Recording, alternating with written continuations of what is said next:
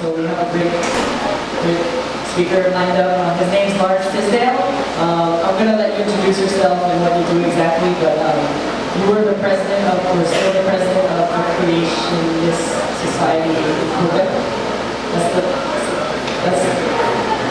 So he's going to speak. This talk is called "Can a Scientist Believe in God Tonight?" So we asked you guys to prepare questions. We're going to have a time of question and answer after his talk. So I know some of us have a long list of questions about all kinds of stuff, so hold them until the end, and I think we're going to have time to go through them. And so I'm going to invite Laurence Tisdall. You're welcome. While we're fixing that up, most of my talks are in French, so in fact I have 15 DVDs in French. I'm one of the main speakers in French. I've been over 1,000 conferences around the world in French. I have given some in English. If you go on YouTube, you can see, type my name in, you can see a debate I did in 2007 on national TV. In fact, there's other stuff they put on in English, including this complete series, Evolution, Creation, the Truth, which I have a couple left of, from what's left of my stock, that we did when I was on a 13-city tour. 13 cities I did in 16 days. I was taking a plane every single night. I was eating at 2 in the afternoon and 2 in the morning. In the US, only Denny's is open at 2 in the morning. And so, so at the very end of that, when you're completely exhausted, they recorded 6 talks, 2 per night. So by that time, I was really exhausted. Anyway, I think it came out okay. Got good information, so that's there. I also brought here, especially for you, this just came out. A friend of mine who lives in Calgary wrote this book. It's called his name is Vance Nelson. It's called Dire Dragons, Untold Secrets of the World. And it goes, first of all, talks about dinosaurs, where they come from, issues with dinosaurs, all glossy. Beautiful setting. And then it shows how there are dinosaurs all over the world. Not just China, not just the orange, you have a dragon, right? Dragon is just another name for dinosaur. So they have dinosaurs in Peru, they have dinosaurs in Mexico, they have dinosaurs in France, they have dinosaurs in England, in India, in Scandinavia, everywhere. And he goes through country after country after country showing that recent dinosaurs have existed and how they've been depicted on different forms and which dinosaurs they correspond to, whether they're in churches in England or whether they're on temples in Cambodia. So I have 6 of these here that are for you. Well, not for you, you have to buy them. But I would love to give them to you, but I can't. They're $30 a piece. We do take people to 30. Otherwise, I have French material, a whole bunch of DVDs on every single subject you can think of.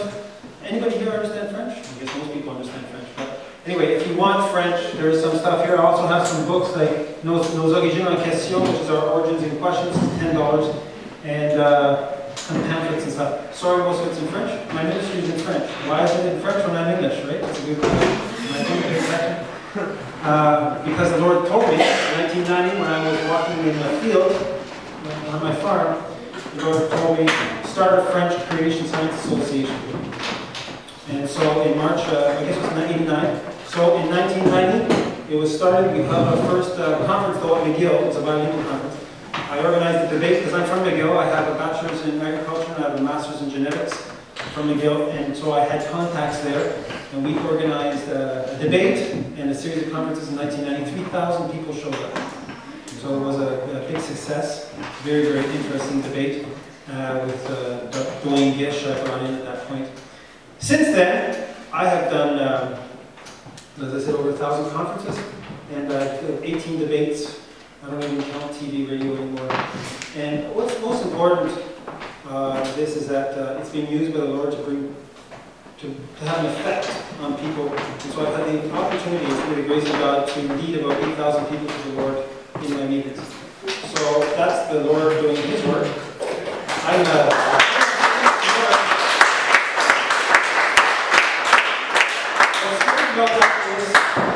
I'm obviously Anglo-Saxon, but I'm an Anglo-Saxon Anglican. Okay, and Anglicans don't give altar calls. Right? It doesn't exist. And my dad is an Anglican priest. Okay, so it's very unusual that the Lord would use me to in such an evangelistic way. As a teacher, that was easy. Evangelism was not easy, and it just goes to show you the Lord says that, He says, desire earnestly spiritual gifts. And I'm a natural born teacher, easy for me, very relaxed in front of people, easy for me to teach. But giving an altar call was not easy. Never has been, even to today. And yet, I've seen many people respond because they obeyed God, and God made up for the difference. And so, basically, I can't convince anybody of the truth. Only the Holy Spirit can. So, it's not going to be my great words or my great abilities. It's going to be His work. And that's what makes the difference. And so now I'm 47. But when I started to get interested in this subject, I was 17. Before that, I grew up in a Christian. I'll give you just a little bit of background before we start, so you know who I am as a human being as opposed to just a speaker. Am I speaking too fast? Yes.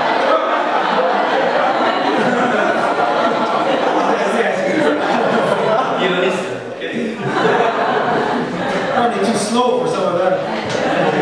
If I can compete with hip-hop songs, I'm way too slow. So I grew up in a Christian family, and I did accept the Lord as my Savior when I was 3.5 years old. So, you know, I put away all the sin in my life and all the terrible background there. 3.5. So, and then it was just a question of walking. So I have the non-testimony, right?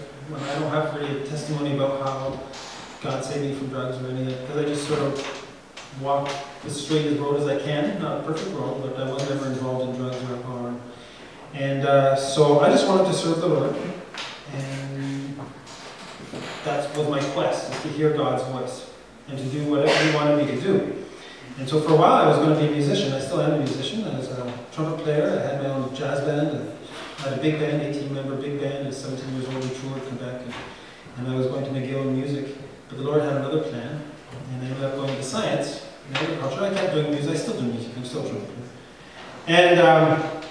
And since then, I then got interested in plants. Did a master's in plant genetics.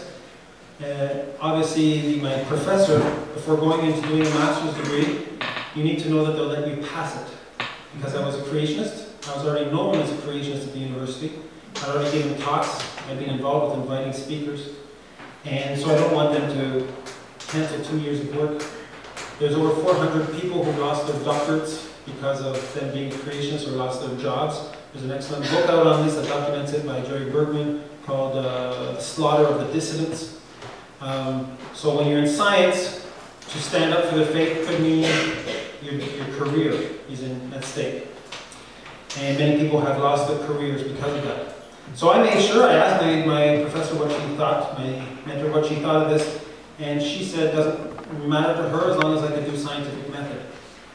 3 months later, I published a technical document in heart science, had over 100 requests worldwide.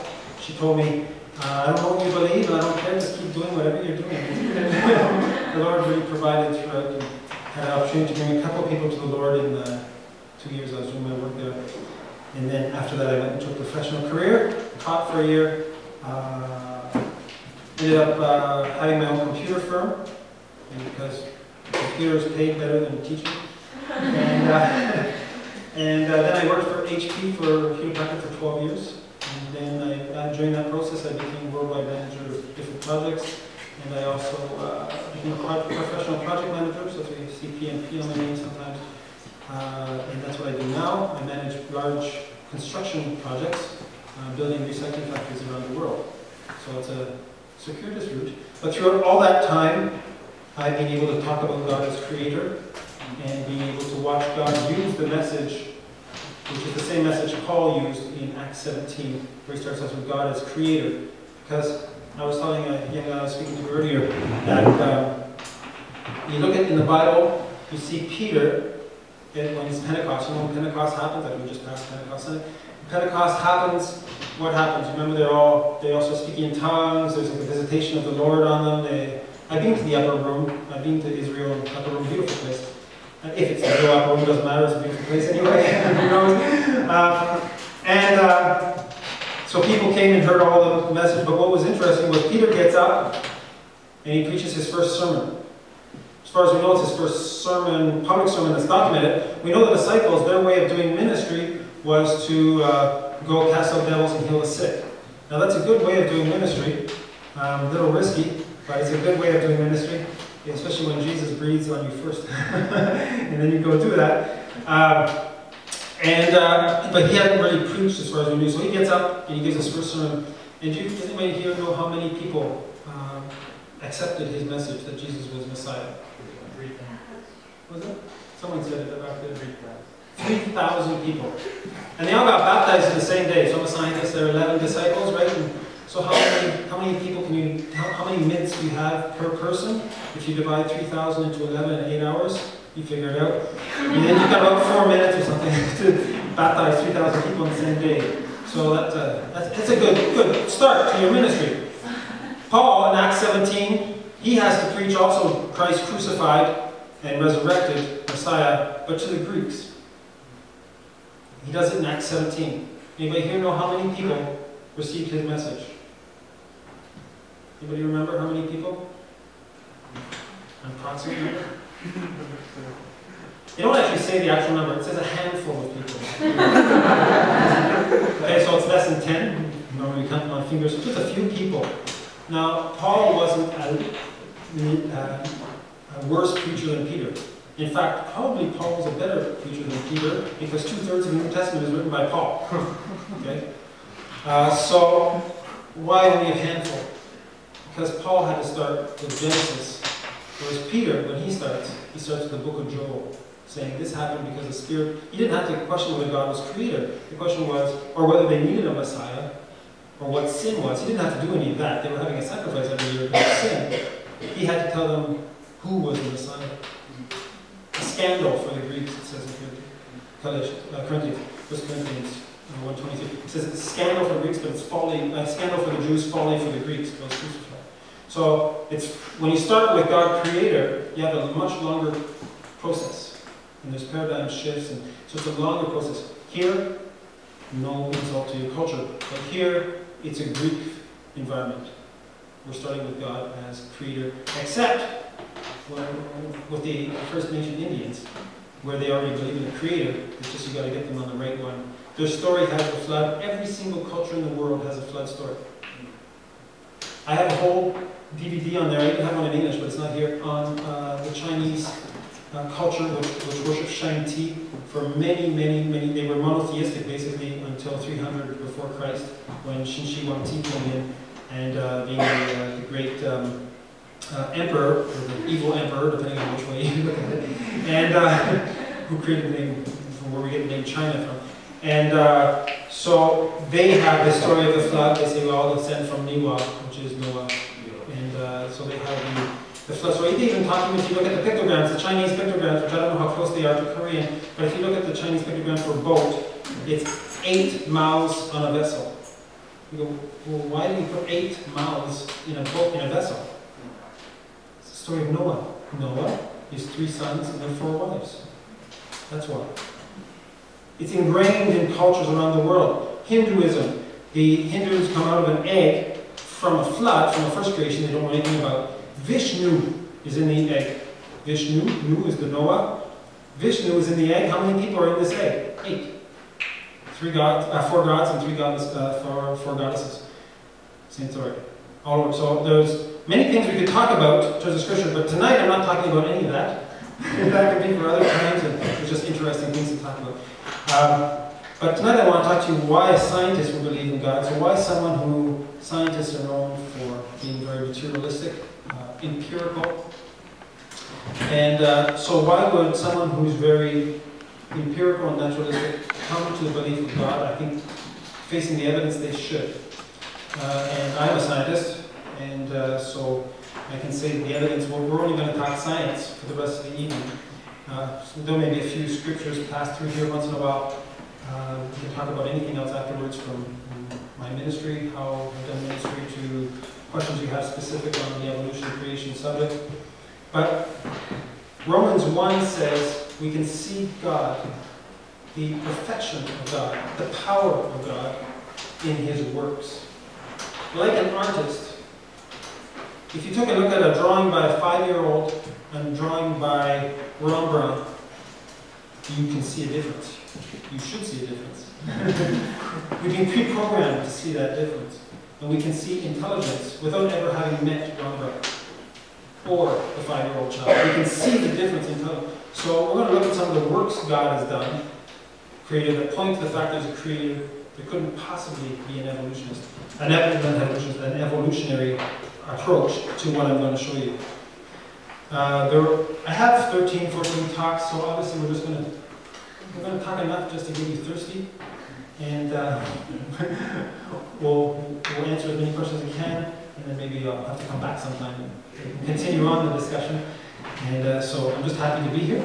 It's fun. Hopefully I won't get too many words mixed up with French and English. Oh yes, before we start, I want you all to become scientists this evening. So, for science to work, you know, we have observation, right? Observation, you have theories, you have laws, hypothesis, theories, and laws, right? There are different levels. So we're gonna find out how these levels work because it's important. We talk about the theory of evolution, we talk about the law of gravity. And some evolutionists compare it. They say the theory of evolution is so true, it's just like the law of gravity. Is it? So these are the things we're going to look at. But one of the ways to understand this is an experiment we're all going to do together. Here I have 2 black spheres. Now, I don't know how to tell this story, but I'll tell it here because we're in an English group. Because they'll understand it better. When I was in Michigan, speaking to about 150 youth in a Sunday morning service, we did this, what we're going to do. And I called them my black balls, because they sort of look like black balls, right? And they are black balls, right? So I passed them around, because you're all going to be able to test these. You're not going to be able to test it, you're going to be able to hypothesize over which one's going to bounce the highest in a moment. And after 45 minutes, they hadn't come back. And normally, if I start here, you go like this, somewhere, either down there with Gabriel or back here. By the end, we'll do the test together, right? So we can all see how good you are at hypothesizing. After 45 minutes, they hadn't come back yet. So I glibly said, without thinking who I was speaking to, which is 150 teenagers, who's got my balls? Very impressive thing to do Sunday morning, Sunday school service to 150 teenagers. 5 minutes just to get them calmed down. So now I call it my spheres. These are the black spheres. As my spheres, you know what I'm So, these have, there's one that has a white dot on it, another one has no white dot. And the question, the hypothesis is going to be that we're going to test. That means you don't test it, we're all going to test it together at the end. Is which one will bounce the highest? Okay, that's the question. You must not test it. However, aside from doing the test, and actually watching it, you'll see at the end, what can you use, what do scientists use in doing observation? How do we observe? How do we do things in science that come from ourselves? 5 senses. Okay, 5 senses, which are? What are they? Sight, smell, taste, hearing, and touch. Right? Okay, for the sake of everybody, please don't taste them. But we'll pass it along. Okay, everybody ready for this? I'll start this. No one's going to test it. You promise? Hand on heart. I'm not going to test it. Okay. If you can't resist, pass it immediately to you. Okay, so I'm going to start it here, and you can, go around and back there, and I guess it'll end up with Gabriel at the end. You bring it up. Remind me when we get to the end so I don't forget to do the test. All right, and then we'll talk about this. Now, a couple of verses. It is not good to have zeal without knowledge. Proverbs 11:2 and Proverbs 23:12. Apply your heart to instruction and your ears to the words of knowledge. Also, sometimes the word used there is science. Is another word. To science means knowledge. God did not create our brains so that when we walked inside the church, we left the brains outside the door. Okay, that wasn't His goal. He says, reason with me. So God can reach us through our brains, even if He is a heart. Okay, this is just the series here I won't go over, but I have 5 conferences: The Age of the Earth, Dinosaurs, the Bible, How to Debate an Evolutionist and Never Lose. the evolution of man to prove that God exists, and creation evangelism, and I have more in French.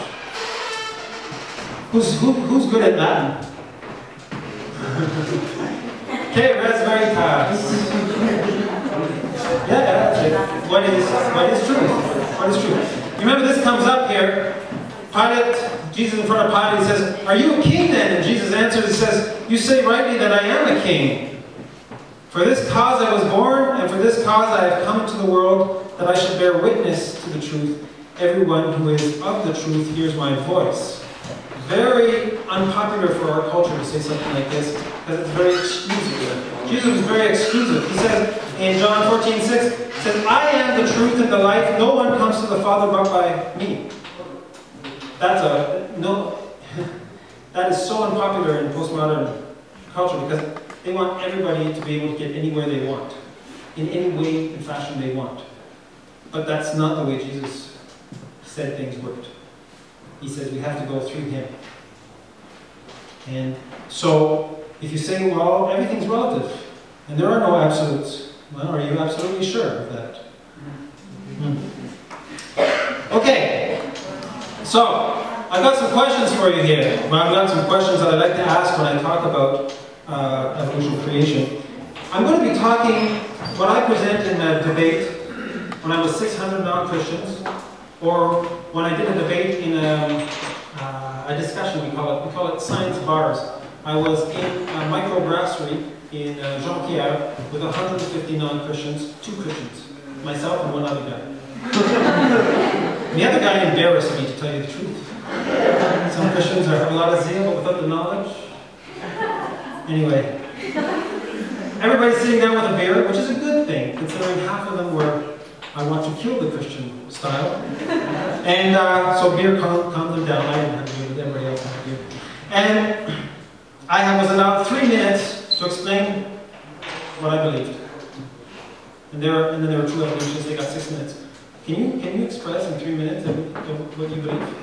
You need to, because no one's going to listen to you for more than 3 minutes in this culture. It's hard to get them more than 30 seconds. So 3 minutes is what I had.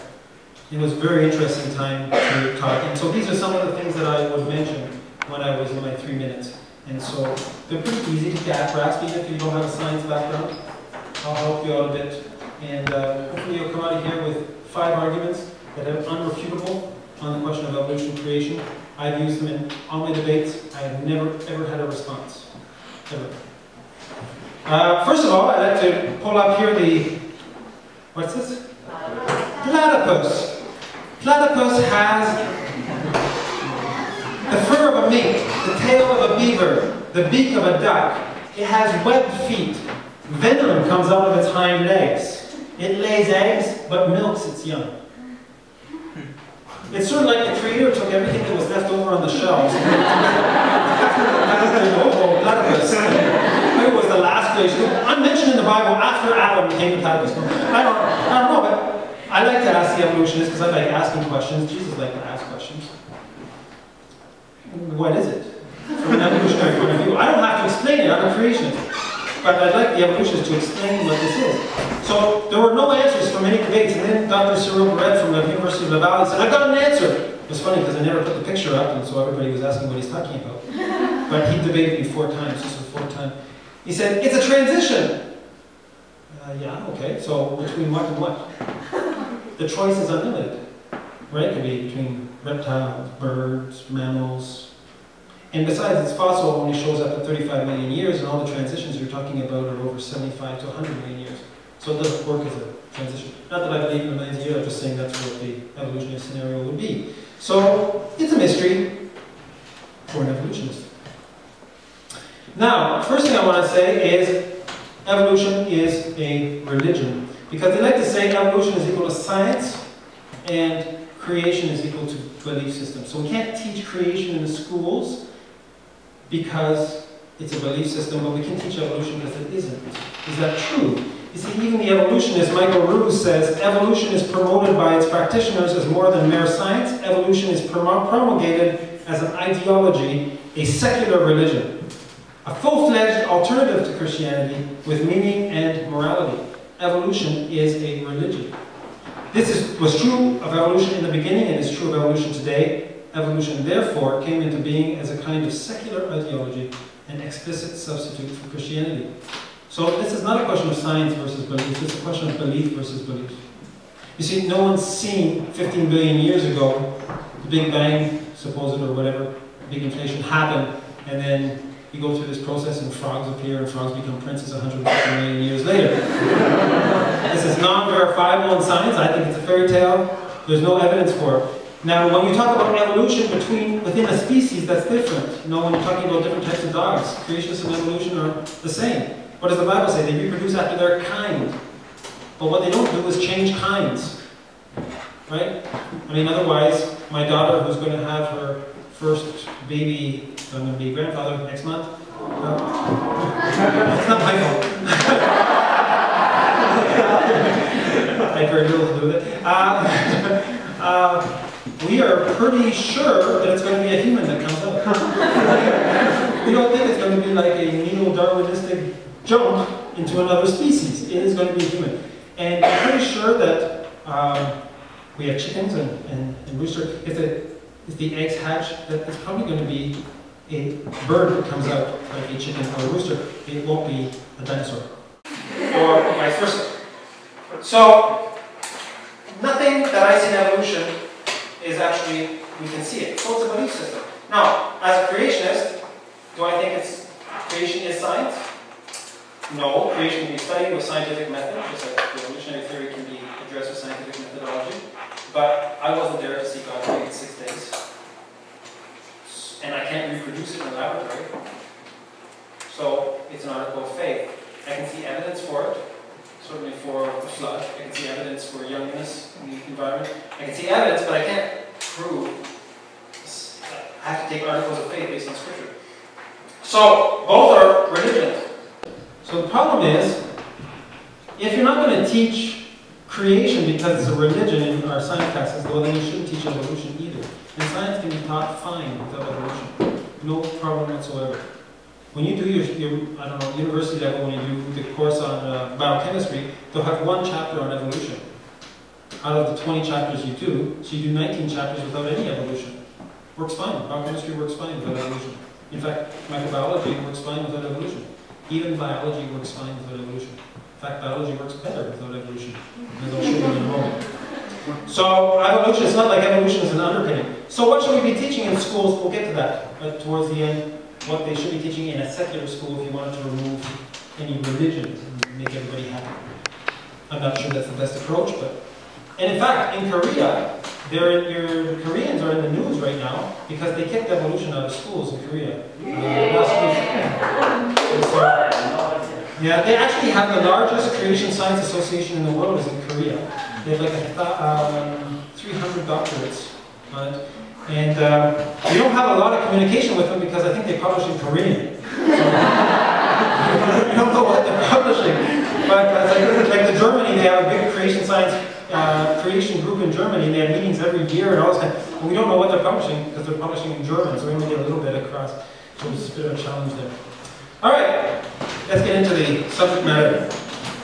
If someone could give me some water, a glass of water, I'd appreciate it, because that was great food, but just a tad spicy, and it's gotten the bottom of my throat there. By the time I finish, there's going to be little voice left.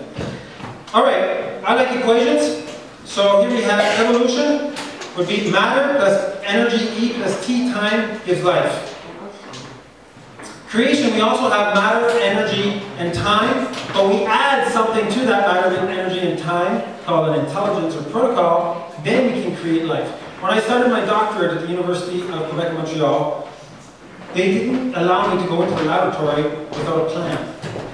They didn't say, I'm going to let you work here for 4 years without any plan, and just try to grab anything that's on the shelf and see what happens, put a blender and give lots of energy, thank you. Give lots of energy and let's see what happens. No, I had to come with a very specific plan because we know that if we're going to get something out, we have to pre-plan it. There's nothing left to chance. And so, the main difference between the two is that. Here are 5 things, 5 laws, high level of science. Law of Biogenesis, second law of thermodynamics. We're going to go through this slowly, don't worry. And hopefully there'll be oxygen in this room by the time we're finished. It's getting hot in here. The origin of information, irreducible complexity, and the laws of probability. So, this here, this happy man in the bottom, is Dr. Cyril Barrett, who is the founder of the Skeptic Society of Quebec. He's also the professor of biology at the University of Laval, actually the director of the Department of Biology. I've debated him 4 times, twice at the University of Laval. And in fact, last year we were doing a series called In Quest for the Truth. There are 3 DVDs in each of these. And in Drummondville, every year we're doing an In Quest for the Truth.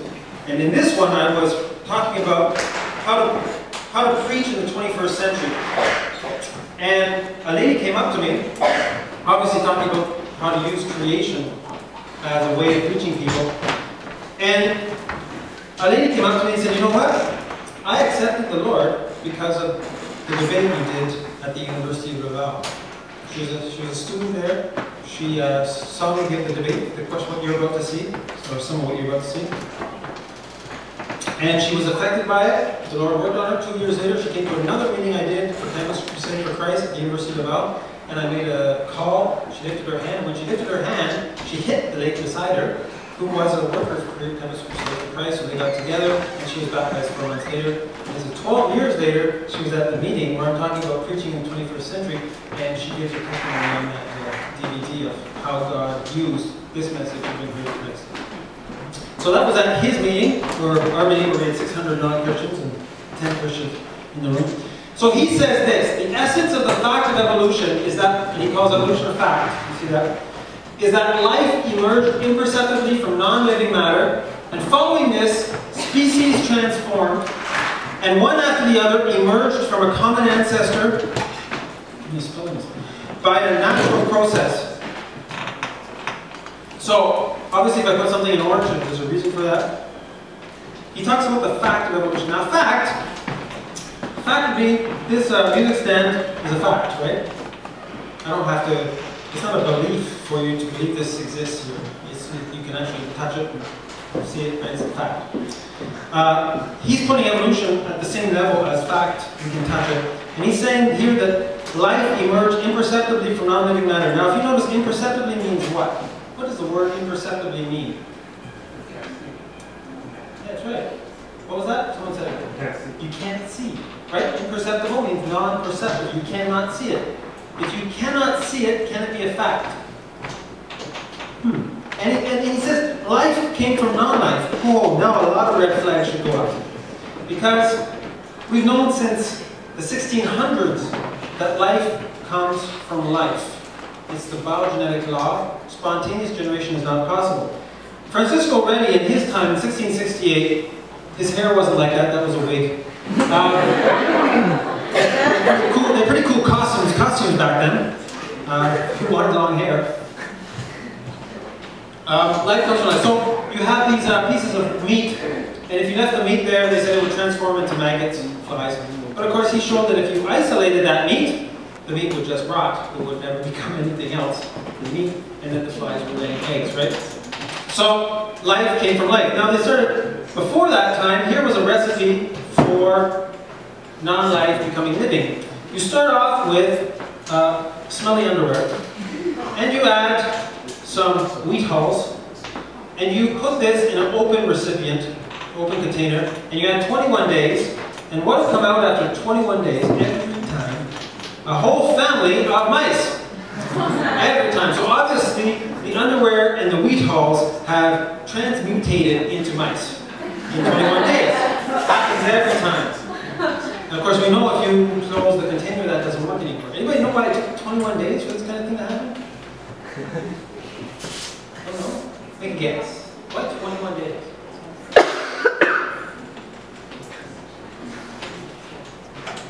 Everybody's thinking. A rare sound. 21 days to time to rest. Yeah, gestation period. So breeding period, or time to get pregnant and have a baby, if you're a mouse. So 21 days, so that's why that happened. Now, we know that's not true.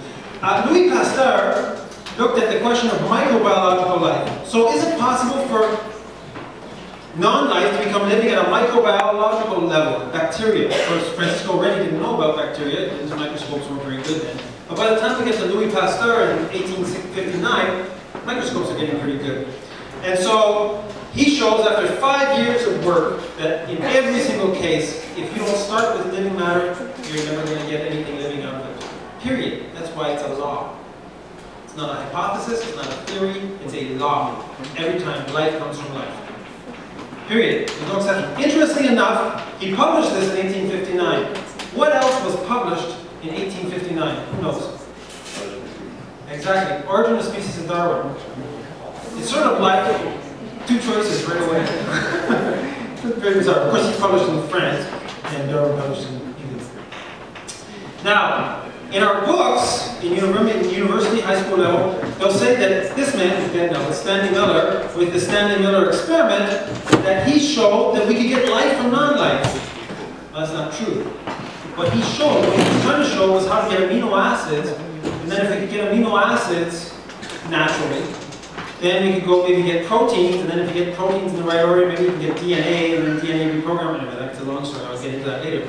But he basically just wanted to get amino acids, which isn't living really, but it's, you got to start with something. If you start with molecules that are just running around doing nothing. So he had molecules, and I'm going to continue source of water, right? You're going to like serve everybody while I do it. Thank you. If you start off with some sparks, so you get a reaction taking place, have some hot water. The idea is, and no oxygen, because oxygen is a reducer, right? If you have oxygen, it reduces, it burns. That's why we breathe, get hot, burns. Too much oxygen, we burn. Okay, so it's a reducer, so you gotta get rid of all the oxygen. So it's all nitrogen, very toxic environment. And then you get this, yes, you do get some amino acids produced. But the issue is, there are several issues with this. The first one is, how did he remove the amino acids? Because the problem is he's using hot water. Hot water is always an issue in science, in chemistry. Why is that? When I was when I was single, and I had, you know, I'm sure no one else does this, but I would maybe wash the dishes when I had no more dishes left in the cupboard. And so during that time, when you know, dishes would fill up, so sometimes I had eggs, and so eggs on Saturday, come Friday, right, they're sort of glued on the plate. How do you remove the glued eggs off the plate? Hot water. Why does hot water remove glued eggs off the plate? Because it's a solvent. It dissolves things, right? So it dissolves things, that means it breaks things apart. Right? You put things in water, it breaks apart. So if you're going to make a reaction that's supposed to put things together in an environment that breaks them apart, you've got a problem. Because you always have more water than you have amino acids. So the reaction that's always going higher break apart than put together. Always. So he had to have a trap, which I think here is listed as 5. So he had to have a trap where he would remove the amino acids, which are actually more like tar. You only got two amino acids. He removed them from the environment because otherwise they would break apart. So the problem is this. First of all, you've removed from the reaction, so you're never going to go to proteins. Secondly, where's the trap in that environment? Where are you removing anything from that environment? So you're never going to get to the amino acids. And at any rate, life comes from life. Period. So the amino acids, are they alive? Are they alive? Are molecules alive? No. Molecules are alive. Are atoms alive? Not what we call alive. They're not biological, they're reproductive life. So you have molecules, there's no life. Amino acids are alive. Are proteins alive? No. I mean, you have to go, even if you got proteins, you have to get to DNA, and then you have to have a cell, but you can have a dead cell. I can give you all the parts of a dead cell, it's still not going to make it living. Even if I give you all the parts already made, you can't even make that cell live. We have to start with something living. Powerful evidence for a creator. And a total TNT explosive for evolutionary theory. Life cannot come from non-life, period. Game over. Never going to happen. Anywhere, in any universe, unless it's in a parallel universe where things don't work like they do here. But that's in your imagination and in your belief system. Now we're going to resolve an issue that people have lost sleep over for generations. And so you'll be able to sleep in peace from now on. We're going to answer this question: which came first, the chicken? Yes. We're going to answer it. Yes, we're going to solve it tonight. Finally, peace, peace. What is it, Philippians 4:6? I'll give you peace. So we'll have you peace. We'll peace now. All right, let's do a vote first. Who thinks the egg came first? Lift up your hand. Okay. Who thinks the chicken came first? Lift up your hand. Who was waiting for the right answer to lift up their hand? There wasn't 100% response. All right. So, let's resolve this now and for all. Okay, I come from the farm, and we have chickens and stuff, so this is an easy thing to answer. Farmers don't ask themselves questions like this. Okay? Only people from the city ask. Philosophers who've never been to a farm ask questions like this. Only philosophers would sit there. Does a tree make a noise when you're not there to hear it when it falls? That's a waste of time. Now, a chicken does lay an egg. This is perfectly true. Chicken, you get an egg. And that's it. What? A chicken can make an egg. That's the end of the story. If you want that egg to do anything, you're going to have to add a part to the equation, which is a rooster. You're going to have to add, so we have chicken and rooster, and then you can get an egg that can become a chicken or a rooster. So the question is not which came first, the chicken or the egg, it's where did the rooster and chicken come from? Here. And it's not eggs. Not a problem for a creationist. Okay? Peace? Sleep well? End of story. Alright, Michael Denton says, consider the way the prebiotic soup is referred to in so many discussions of the origin of life as an already established reality. It comes as somewhat of a shock to realize that there's absolutely no positive evidence for its existence. Professor University of Berkeley. So, what is the law of Genesis? Life comes, life comes from life. No, that was easy. Survive one. Second thing, second law. Why I put it in second place? So it's the second law of thermodynamics. Thermal means heat, dynamics means movement. So these are the laws studying the movement of heat. Where does heat go? Now we do notice that heat escapes. All reactions produce heat. But they lose energy. In other words, the heat is lost. Like when you put gas in a car, the motor, you turn on the motor's turning, it produces heat, right? Is that heat that you're feeling actually used by the car to move the car forward? It's all lost. That heat there is lost. The propulsive heat is actually only about 13% of the gas you're putting in is actually moving your car forward. So you lose a lot of heat, and that heat's gone in the universe. It's not being taken back again. And every reaction is losing heat. In fact, it means that everything goes from order to disorder. Everything, a house always goes this way for the same reason. You never have it go in the other direction without a lot of help and money. Okay, so everything in the universe works on the second law of thermodynamics. Everything degrades. It goes from order to disorder. You never have disorder to order. So the evolutionary idea that we start with a disordered environment and it naturally becomes ordered is against another law, the second law of thermodynamics. So now we have the evolutionary theory suggesting that we need to not believe the law of biogenesis or the second law of thermodynamics. Creationists, that's not a problem. We start perfect and we can degrade from perfect. Another way of stating the second law, says Isaac Asimov, is the universe is constantly getting more disorderly. In fact, all we have to do is nothing and everything deteriorates, collapses, breaks down, wears out, all by itself. And that is what the second law is all about. So, my son found out about this and he said, Laurence, this is why my room is messy. It's a natural universal law. It happens all on its own. He said, yes, it's a law, but you exponentially speed it up. So, universal law. Now, there are no known violations of the second law of thermodynamics. Ordinarily, the second law is stated for isolated systems, but the second law well, it's open system. Why is that? Why do I mention that? Because the automatic response is, yeah, but if we're in an environment where there's more energy that can replace the lost energy, then we can counteract the second law. That is true, in a way. And that's why we eat. That's why we put gas in our cars. We have to keep replacing the lost energy in an open system. But we age because of the second law of thermodynamics. Okay? Cells age, they deteriorate. Ladies, you'll eventually get wrinkles, not at your age now, but eventually wrinkles will happen, and you'll fight it with everything you can and all the money you have and all those creams. But eventually you're going to wrinkles. Now, if we get closer to the sun, there's lots more energy. But are we going to stop aging? No, we're going to cook. We're going to roast. So it's not a question of more energy. It's how the energy is managed in the system to reverse the second law of thermodynamics. It's not actually reversed, it's just that we replace the lost energy.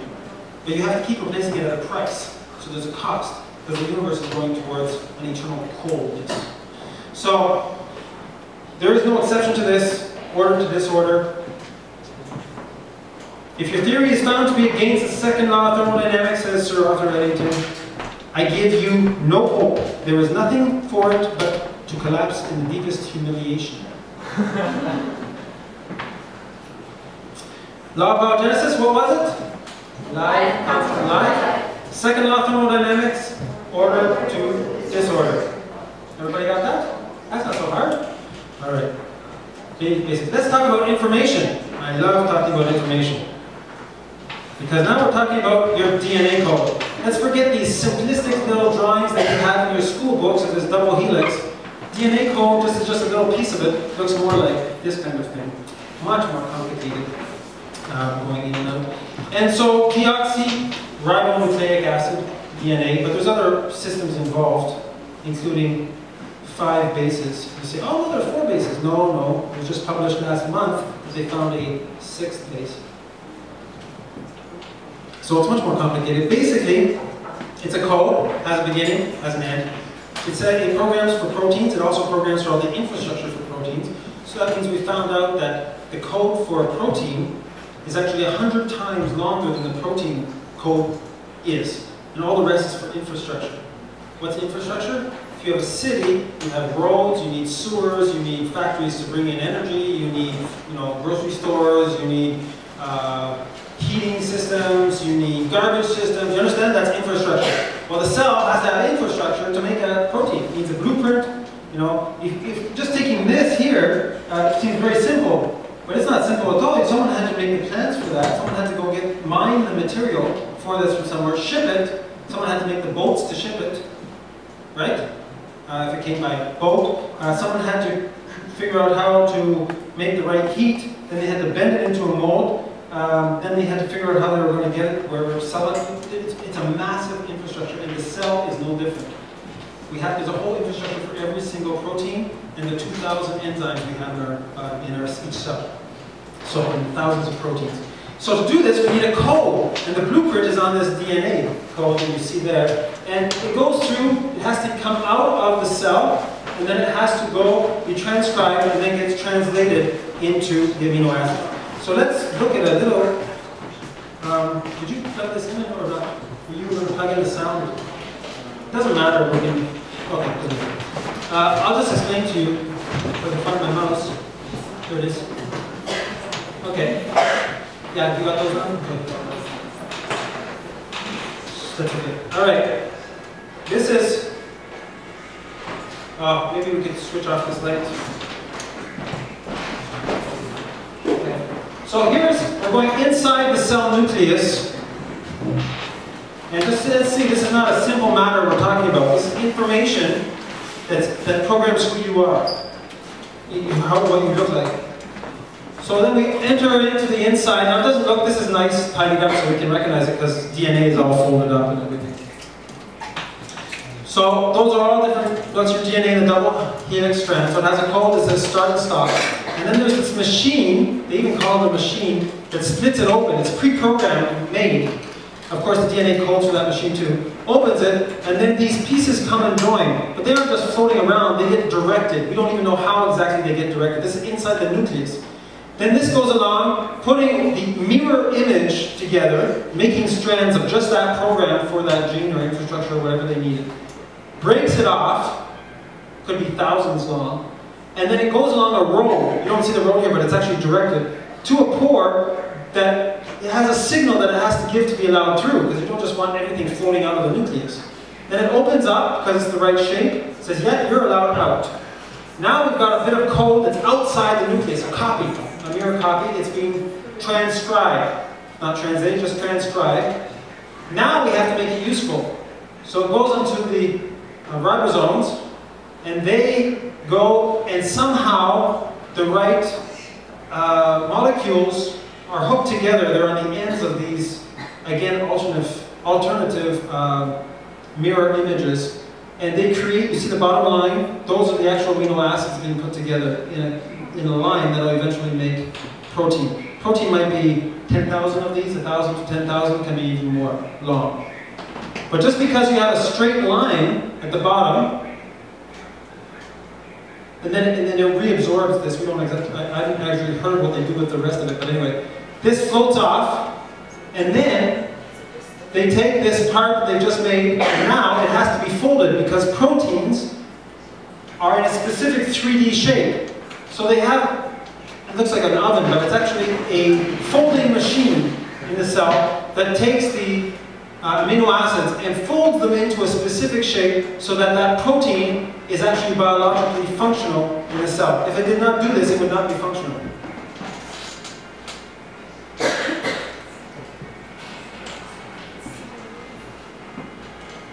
They're all special amino acids that are left-handed amino acids. Then when it's folded correctly, the little door opens. All this happened by chance millions of years ago. No intelligence was actually involved. Then there's a little car that comes along and carries it around. Maybe put the lights back on. This is a chance process. It was an accident in the universe. It happened millions of years ago. Things that have changed over the years. For instance, most of what's in our genetics books 10 years ago is now wrong. And so what used to be 97, what they call junk genes, are actually, there's no such thing as junk genes. We now know they use all genes. It's just we didn't know what they were being used for. They are leftovers. DNA, we thought was only programmed for proteins, but it actually housed all kinds of meta information, so this infrastructure information. Exons are not gene specific. Actually, it now programs not just along like we saw there, that was the easy version. It can manage to program through multiple layers of DNA. So it might need a piece from this chromosome here, a piece from this over here, this here, which means that when we start playing God and fooling around with the genetic code, we don't know what else we've affected on the rest of the code. We just do not know. The notion that not only the biopolymers, but an operating program of a living cell could be arrived at by chance in a primordial organic soup here on Earth is evidently nonsense of a high order. Sir Fred Hoyle, who was an evolutionist. Now, does that mean he became a creationist? No, not at all. He and another man, we'll quote later on, called Rick Ramsey, wrote a book called Evolution from Space.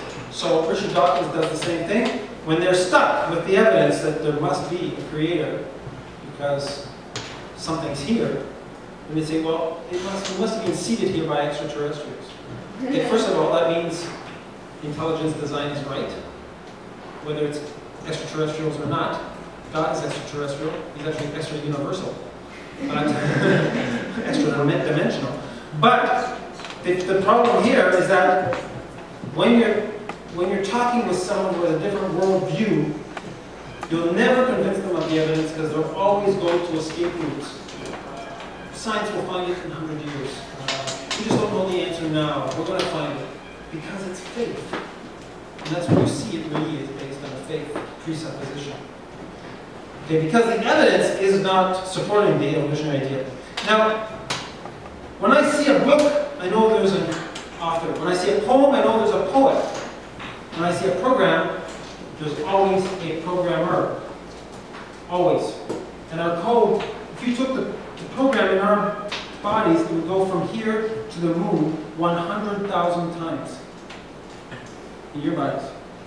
And every cell in your body knows who it is. In other words, if you cut your arm, a nose isn't going to grow out, even though the code for nose is in that cell.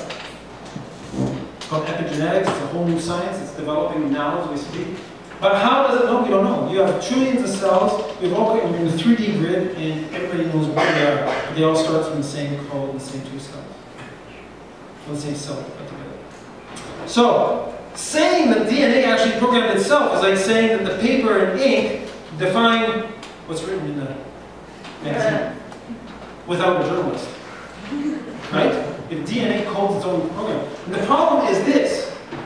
There's what's called information theory, or we know that any system that contains information, the initial information comes from outside that system. It comes from mind. A mind. All information comes from the mind. Now, biological information, you say, well, that's biology. Yeah, but it's a program. It comes from a mind. It's just a mind that's higher than our mind. We're not able to create biology. We're able to alter what's already there, but we still not be able to create anything biology. We just alter code that's already pre-done. So this is the origin of information. So information comes from always outside the system. So the law of biogenesis is life comes from life. Second law of thermodynamics is order goes to what? Disorder. And the order of information is information comes from outside the system. So someone had to program the DNA code initially, just like a computer has a CPU that has the initial bootstrap code to start. Otherwise, it doesn't go anywhere. Are we good so far? Okay. Everybody breathing? Yeah. I once went through this 20 minutes, so a little bit faster than what we're doing here, with 3 CJEP students. As they came to my house when I lived in North Montreal, they said, we're going to do a debate in our CJEP class, philosophy class, but we don't know which side we're going to be on. And the 2 guys were not Christians. The girl was a Christian, that's why she came. She said, could you explain to us? I said, look, I will explain to you how to debate if you end up on the creation side, and I'll explain to you how to debate if you end up on the evolutionary side. And so I sat down, and after 20 minutes, one of the lads was walking across, pacing my living room, going, everything I learned was wrong, everything I learned was wrong. He was like in total shock.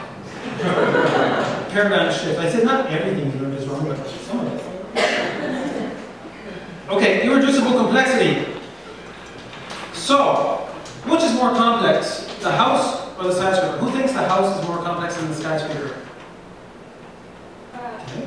It's okay. Why? You're brave. You don't know why. You just want to lift up your hand. Thank you for the man. Nice. It's a creation of God. Amazing. Hands are amazing. So I guess everybody else thinks the skyscraper is more complex than the house. Okay. Why? Someone tell me why the skyscraper would be more complex than the house. It's bigger. Bigger doesn't necessarily mean more complex. I've seen big Logo blocks. When I was in Manchester a couple of weeks ago in England, they had this big Logo block. It's not that. It's just bigger blocks. It's not more complicated. What else? What's another reason? But I know you're getting it. You're getting more bigger, but you have to go a little bit deeper. Higher, yes, that would implicate more complexity, for sure. You got wind, you got to have better foundations. More complex minds. But why? What's more complex in the skyscraper? We talked about higher. We need more technique. Technically more technique. I mean, you can build a house with a hammer and a nail. Plywood, but you can't build this. That's true.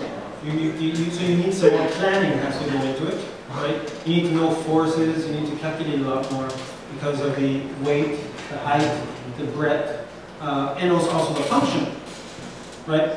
The Empire State Building uses 1,100 rolls of toilet paper a day. Don't ask me why I know that. And when you get to the top, you're on the 100th floor, and there is no more toilet paper, it is a major issue. But if you're on the second floor of your house and there's no more toilet paper, this is not a difficult thing to resolve. So you see, there's things that are small in the house become very complex in the skyscraper. So yes, it's more complex. Now what's interesting is that all of you, I'll include you with all of it. You're just showing your hand. All of you think the skyscraper is more complex, and so how come? How come you automatically know it's, without being architects, without being trained in construction, you automatically are trained. Your brain has actually been pre-wired to recognize complexity. Because they use more workforce. Use more workforce. Yeah, you're back on the first part. The question has before. Yeah, we're going to use more workforce to do this. So this is how complex. This is how God designs a mousetrap, and this is how we design a mousetrap. So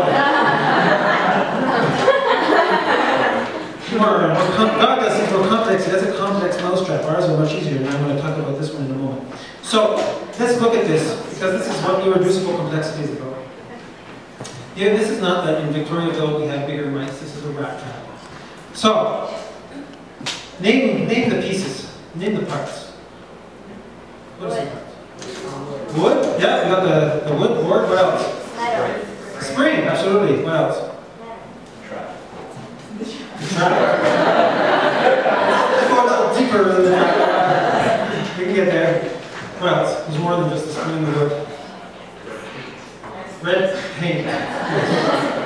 Okay, what else? Okay, the can. Oh, I figured what you mean. What else? Is there something very, well actually this is the clamp. This would be the trigger. So we've named pretty well almost everything. This is one piece that's not there, which is cheese or peanut butter or whatever. Okay, so can you take apart any one piece of this and still keep this functioning? Can you take the wood off? The spring? The clamp? The trigger? Cheese? Only the paint. So we'll get rid of the paint, it'll still work without the paint. Believe me. Anyway. I don't mean to make fun of you, Tom. I just gave the opportunity by saying paint. The paint was there, it's just not an essential element. Okay, so what the point is, everybody would say this was created. It didn't come about by chance. There are only 6 parts to it, 5 parts, 6 parts. No one would ever suggest this evolved over millions of years. No one. Not even the most assured evolutionist. Okay, this has 6 parts. It shows evidence of design. Why? Because when we get to a level where even there are just 6 parts, if we can't reduce it, we can't explain 6 parts coming together all at once by chance. So we know it's been created with intelligence. It shows a reason for being, even if we've never seen it created. So, I always find it interesting, evolutionist logic. Here I have, it's not a real mouse. It's a beat up mouse. It's been through too many conferences, lost his tail. Anyway, lost his feet too. Lost a wheel. My mice have wheels. Anyway, so you have a mouse caught in a mouse trap. This was created, 6 pieces. How many pieces here? This is a real mouse, you know, we're talking trillions of pieces. A vascular system, a nervous system, a reproductive system, a lymphatic system. We've got trillions of cells, we've got code. This came about by chance. It was created about 250 million years, right? And this has trillion pieces. This didn't come about a chance, and it has 6 pieces. You just got to think about that for a while. It's hard to grasp, I know. In fact, I never grasped it. I don't think that's a logical statement. I think that's a fallacy. Irreducible complex system, so it's irreducibly complex, right? You can't reduce the complexity any further. Could not have arisen by a step-by-step Darwinian process, because the bacterial, now we'll talk about the bacterial flagellum, is necessarily composed of at least 3 parts, a paddle, a rotor, and a motor, irreducibly complex. So let's talk about this tail. Bacteria have, many bacteria, 40 to 200, the ones we'll talk about, 40 to 200 tails. These are like propellers that run up to 100,000 revolutions per minute. Think about that for a moment. Your car will go up to 6 and you're in red. I'm talking 100,000 times. 100,000 revolutions. And it'll stop on a quarter of a turn and reverse itself at 100,000 revolutions per minute. Okay? Pre-programmed to do that, it's sort of built like a drill. Here's a picture of one.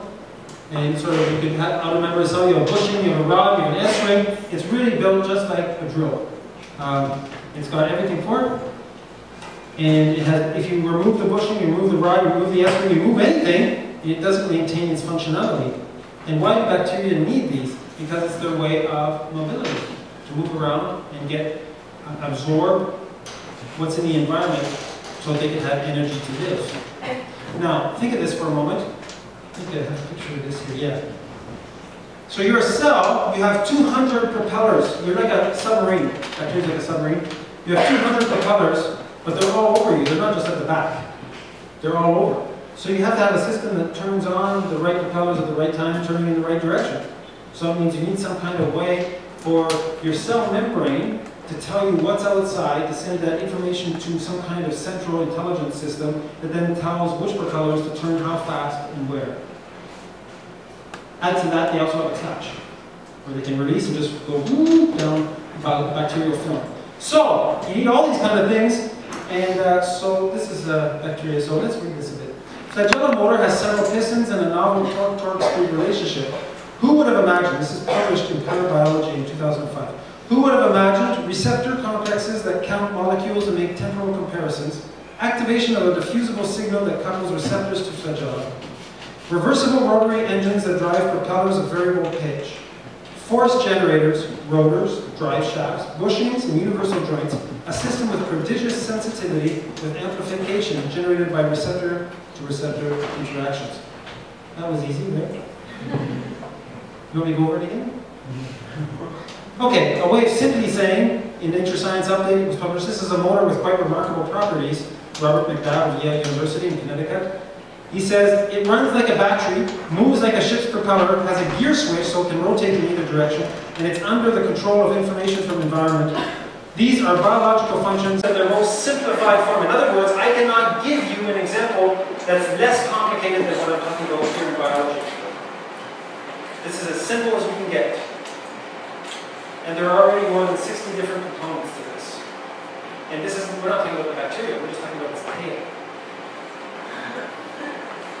No, it's tails.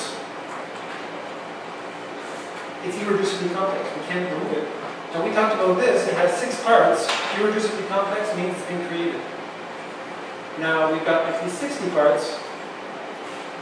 It's irreducibly complex. It must have been created. And that doesn't include all the infrastructure to create it, to make it. There's a whole system to make it. So you have the law of biogenesis, which is? Second law of thermodynamics, disorder. The origin of information, information comes from outside the system. And irreducible complexity means, I don't know to show. It just means that if you can't be reduced, you are created. You can't be reduced to a single step-by-step process, you are created. And as you can see in biology, it screams uncreated. Finally, let's talk just for a second on the laws of probability. Okay. Now, if a particular amino acid sequence, you remember that film we saw, there were these acids going on? Well, a protein has a very specific sequence of amino acids, otherwise it isn't the right shape of protein, and so it can't work in your cell. So you have to have all the right type of amino acids. So how rare is it to get just the right sequence of amino acids? There are 20 amino acids, so you have to get them in all the right order. So how do you do that by a chance process? Well, first of all, before we read all these big numbers here, does anybody have like a 25 pound plate? Can I have some? Here we go. Okay. So I have a coin here. On one side there's a bear. On the other side there's a queen's head. Okay? There's the queen's head. And so, if I flip the coin, what is the probability that's heads or tails? 50? 50 what? Percent? Okay, and what does that mean? What does it describe?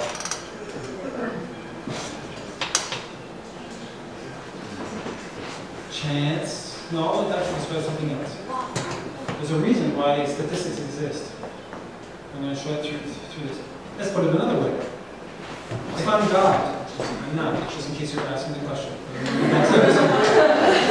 Now we settled that. Okay, I flip the coin, I'm God. What's the chance that I know it's heads or tails? It's 100%. Right? So, what's the difference between you and me and God? Why do we only get 50% right? Why does he get it right all the time? God, yeah, but why? Why? What part of his characteristics give him that ability? All-knowing, omniscient. Okay? He's all-knowing. So, with someone who is omniscient, someone who knows everything, there is no probability. So what is probability? It's a measure of our ignorance. Just a way of measuring how much we don't know about something. Okay, That's all it is. It's not a mechanism for something to happen. It's just a way of us describing how much we know or not know about a particular event. Understood? There's a reason why I went through that long explanation, which cleared up maybe perhaps a few things in your mind, or perhaps I just made it more meshy. But let's say we've got 200 amino acids, which is a really short protein. If we have 20 possibilities, so every place we have a choice of 20 amino acids, right? Because there are 20 different types, but we can only choose one of them, right? Okay, so then we have 20 possibilities times 200 positions. Okay? And that can be described as 20 to the power of 200 or 10 to the power of 260. 10 to the power of 260 is 10 with 260 zeros after it, right? Or 1 with 260 zeros after it. That's a big number. Right? 10, 100 has how many zeros after it? 2. Only one person has worked it.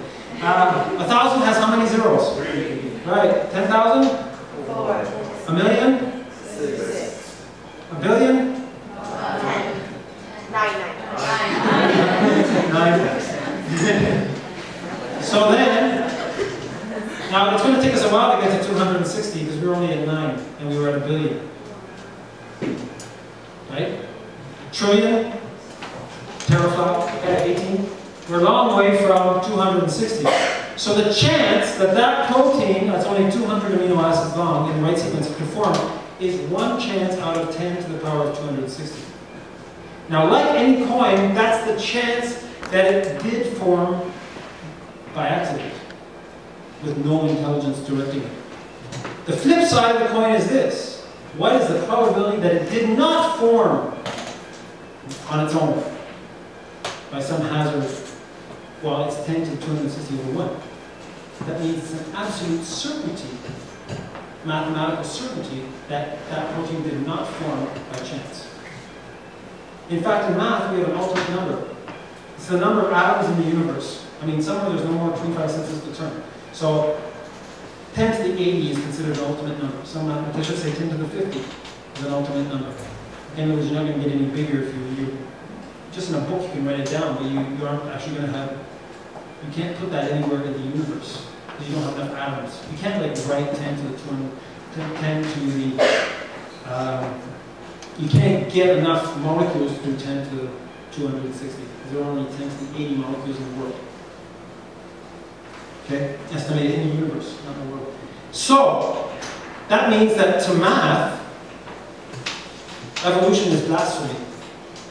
The idea that we come from some chance process according to the law of probability is zero.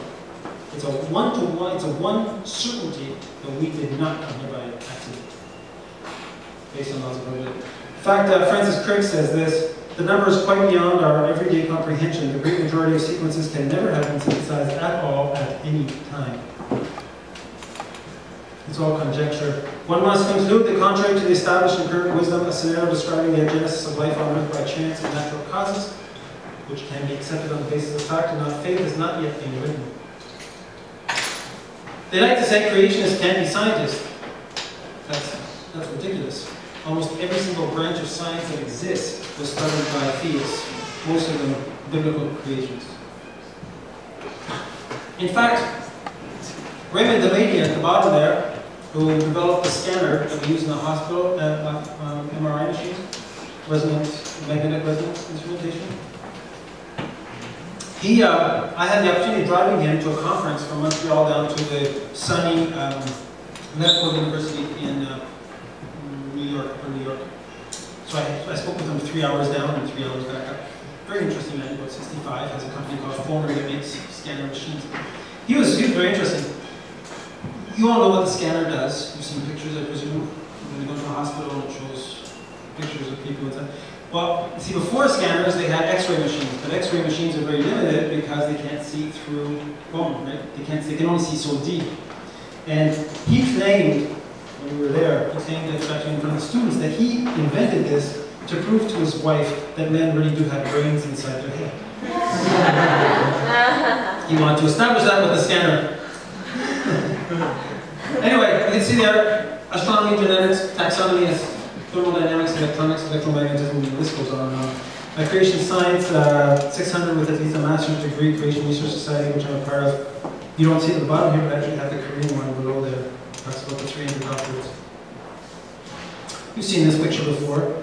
This is a butterfly. You notice that some of my slides had butterflies in the corner, you might have noticed. Because I like to ask the evolutionists, we started off with a question about the platypus. Oh, what happened to the picture? That's funny. Okay, I like to ask the question, how does evolution explain metamorphosis? Where it goes through 6 different forms, biological forms. And that butterfly can do continental migrations based on the magnetic field of the Earth. It's pretty small, but the butterfly is pre-programmed to fly continental. And then disappear, and the next butterfly comes along, knows how to migrate without anybody explaining to it or teaching it. It's a pre-programmed GPS system. It's outlandishly.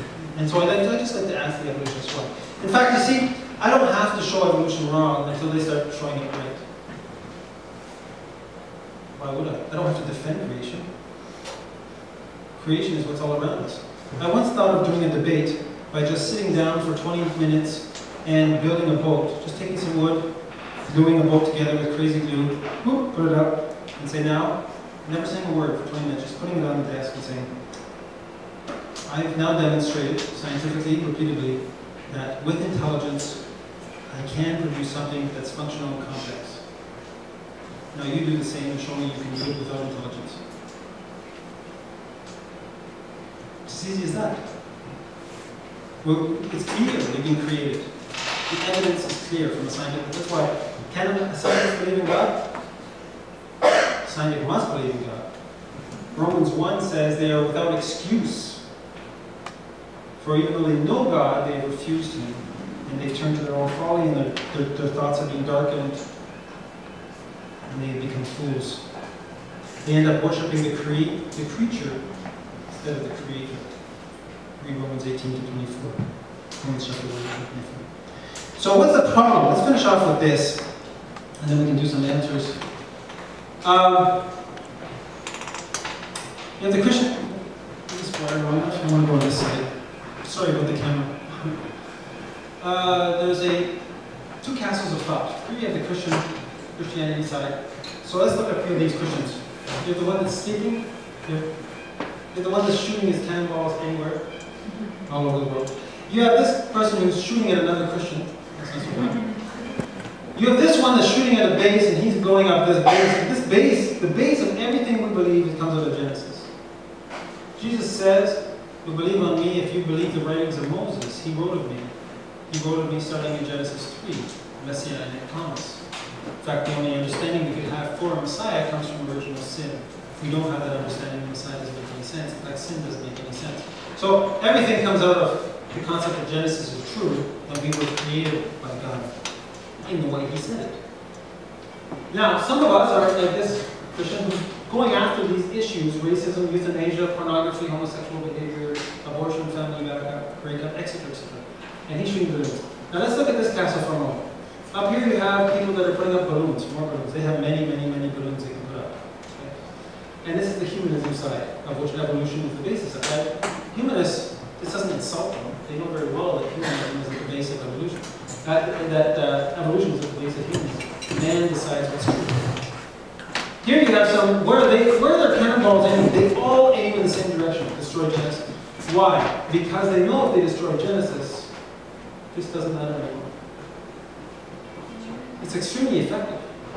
And it's what's happening everywhere. National Geographic, it's what's happening on Discovery Channel. I was once interviewed by Laurence Tisdall for the Découverte program for 1 hour. He kept 10 seconds of what I said there in 1 hour. Why? Because he kept asking me questions where he'd already decided the answer I was supposed to give. I didn't agree with his question or his answer. So he didn't film any of it. Because he'd already planned that I was a fanatical creationist that was influenced by the Americans. Because all creationists must be the result of incest from the state of Alabama or something. That's basically what they say. We've got too many mutations, so we can't think straight. That's why we're creationists. Kansas State decided a few years ago that they wouldn't ask a question about the theory of macroevolution in their final exam in science. They just wouldn't ask a question. Not that they wouldn't teach about it, they just wouldn't ask an exam question on the molecules to man theory. universities started refusing the students. Book publishers refused to send their books to their universities. Within 1 year, they had to annul the law. Just because they wouldn't ask a question about about evolution in their exam, microevolution. It's gone to the Supreme Court 5 or 6 times. Creationists have lost every single time. Every time. Usually on technicality, not whether creationism is right or evolution is wrong. It's just we don't want religion in the secular schools. That's how they get away with it. So they're always attacking the same thing. They're always attacking the base. Very effective, because if you don't believe in Genesis, your faith is based on 0, nothing. There's nothing. It all starts at the beginning. What Genesis means, beginning. Now, what's the solution to this situation? It's this. Let's wake up, Christians. Let's rebuild. This is what I'm talking to you. This is what we're doing today. Rebuilding some of this. And then let's start taking apart their foundation. Because if you take apart their foundation, it also crumbles. I've seen it many times. Why argue about all these balloons if there's no evolution? Because nothing makes sense anymore. Understand what I'm saying? So if you can show that we were created, that the idea that we came from hydrogen to human is false, and all this disappears. And this doesn't make sense. These balloons disappear, you can spend a lot more effective time this way, and they start jumping off and hopefully swimming this way. Alright, so that's what I do with these talks. Though I'm not answers for Genesis, is creationism.com and creationism.com. Yeah. So I want to finish there. I have more, but it's already 9, so I don't want to go any further. We started later than I thought we were going to start. So, what do you want to do? You want to we'll do a few questions? Spheres. All right, are you ready to test this? Let's test it where you can see it. We're going to test this on here so you can see it. Let's do a bowl first. I like the bowl thing. The dot, one without a dot. Who thinks the one without a dot will bounce the highest? That's your hypothesis. Okay. 10. Who thinks the one with the dot is going to bounce the highest? 9, 10. Who thinks they're both going to bounce the same height? He's waiting to see them bounce before they lift up their hands. Wow. The whole section here that didn't lift up their hands for either. Alright, those are the 3 choices. Those are the hypotheses. So we're going to test one at a time naturally. So, we're going to take the one without the dot. This is the dot. Okay. So I'm going to bounce it once here. Okay, you saw that? I'm going to go this high. Now in science, something that happens once is actually not scientific. Because it has to be repeated, right? So we'll do it a second time.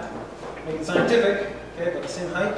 And actually, then to be sure something, statistically, you have to do it 30 times. You don't do that. Okay, we're all saw that. Now next time I come back, you go back over to this one. Is that be okay? No. You want to see this tonight?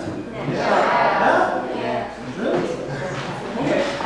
Now, who thinks they're right? Oh, okay. Let's give you your vote. What's your name? Chris. Chris. Which one did you choose? White dot. The white dot one about the house. Why do you think you're right? Because it felt like More springy? Okay. You touch. Are you sure you're right? no. I think you're right. Okay. Okay. Why are you not sure you're right? I haven't seen the result. I haven't seen the result. Oh, that's interesting observation. Anybody sure? Which one do you said you were sure you were right? Without it. You're the one without the dot. Are you sure you're right? No, I'm not sure, but I believe You believe it, and you believe this one. You believe he's right.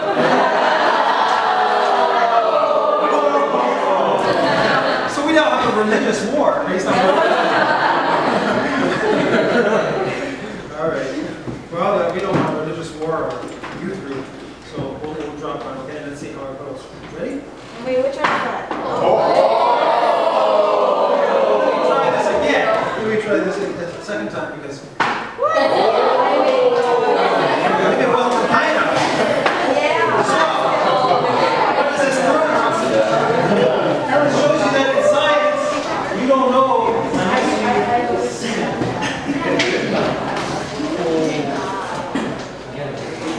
All right. Let's go for about 5 minutes of questions. I mean, I've already passed your normal time, so it's up to you guys. And then what you have time to. Yeah, it's not really about time, but it's more like what you were saying before. You were saying that thermodynamics actually lead to our deterioration. Yeah, thermodynamics leads to our deterioration. Everything breaks down, right? So, because every reaction, we're all made of reactions. All these reactions that take place in our cells lose heat.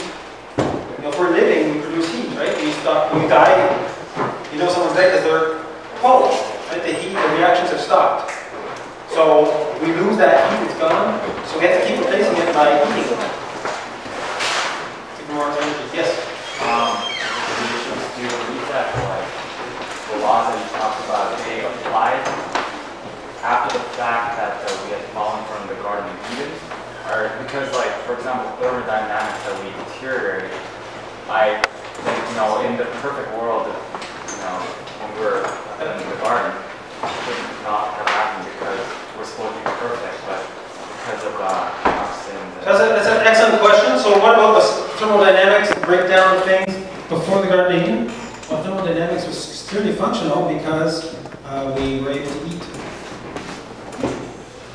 However, God was able to counteract setting off thermodynamics. Probably why they had something called the tree of life. They weren't told they weren't allowed to eat from the tree of life. They were told that they were not allowed to eat from the tree of the knowledge of good and evil. After that, they were told they weren't allowed to eat from the tree of life. So there was an ability to counteract the law of second law of thermodynamics in terms of aging. And in fact, that persisted for some time afterwards because we see until the flood, people were living 1,000 years, right? And then the son of Noah lives 950 years. Son of Noah lives 600 years. He lives 500 years after the flood. 3 generations live 450 years. And then you have 3 generations of 230 years. And then you see Abraham is like 175. It's just interesting to note, if you put these on a graph, you'll see that Isaac could speak with Shem. Isaac could speak 10 generations down, could speak with someone who was on a boat. Interesting to note. It means it's not a long oral tradition, the flood. And it's where the mythologies come from. The mythologies, these gods, Noah, etc., that we see in many mythologies, because these people live so long. If you live, think of it, 6 generations down, people are spreading around the earth, you live 230 years, okay? Your great-grandfather, he still has 150 years to live. He's still young. And you die after 230 years, which is pretty good time. 230 years is a long time to live, I think. So these people that are dying become the gods of the mythology. And their names are reflected in the mythologies of the sons of Noah. And you can see these names come out from maybe it's another conference. You had it. You don't understand the argument. Okay. Since everything degrades, it means it has to be made ordered first. Because you can't go from unordered to ordered. Okay, so from a creation point of view, creationist point of view, God says He made everything and it was good. So it was perfect, so it was ordered right away. It wasn't a slow process that was being put together haphazardly, that was disordered. God would start with chaos, and then He organizes it all in one shot. And then it's all ordered, and then it can go to disorder. But evolutionists require you to go from hydrogen to human. A continual order. But we can't do that with the second law of thermodynamics. You can't have those reactions. The reactions are always at a loss. No, because like I said, the open system doesn't come in because the energy, you can add energy, but that doesn't help your system. It'll cook it. You have to have, in the case of a biological system, you have DNA, then you already have a program. So you already have intelligence there. You already have a program that will then use the energy, but it's always at a cost. Always a cost. Well, even in open systems, there's a cost. It's just that you're replacing, we eat. It's an open system, we eat, replace it. But the only reason we don't deteriorate faster, because we deteriorate anyway, is because of the genetic code that tells the energy where to go and what to do. Just having energy doesn't help the system. Like if you have a snowflake, you add energy, what's going to happen? It melts. So you don't have more complex system, you have less complex system. Yeah, if you remove energy, then you're going in the opposite direction. You're trying to do the opposite. You're trying to, if you want to add energy, not remove it. You don't want to suggest that you're going to counteract the second law of thermodynamics by removing energy. You're adding heat to this. Adding heat to the snowflake goes against thermodynamics, you become more disordered. The snowflake is more orderly than a drop of water. Yeah, but when you do heat, that's where I'm not arguing about it. No. So if you remove, now keep in mind it's not biological, physical, Yeah. you remove the heat, the water changes molecular form, right? It becomes an extraterrestrial dust particle or bacteria. So it becomes following the physical laws of the molecule, makes a snowflake, removing heat. But then it's become more ordered by removing energy. But it's only as orderly as it can, but that's normal. It also doesn't have the energy is conserved, but even in that reaction, you've lost it. It's removed energy is removed, so it doesn't have as much energy as it had initially. Because you removed energy.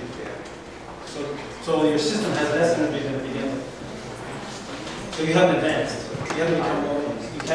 You can't continue that process beyond that one stage. You can't continue the process beyond that one stage of crystallization. And then it just reverts back. As soon as you add more energy, it reverts back.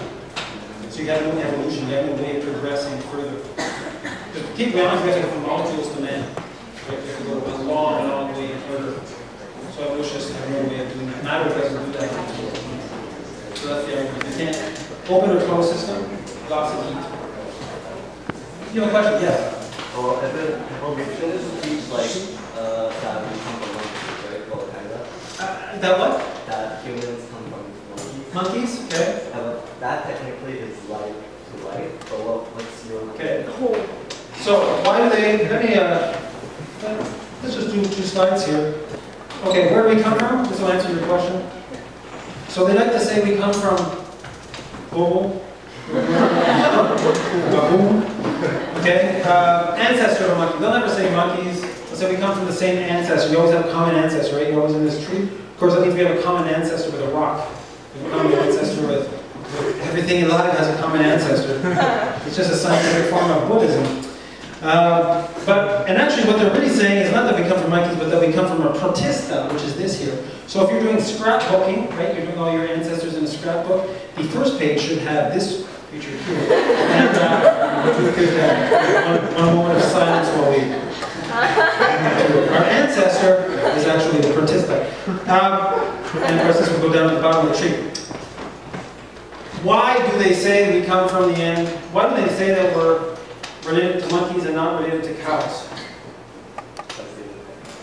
Look like us. So let's talk about the looks question.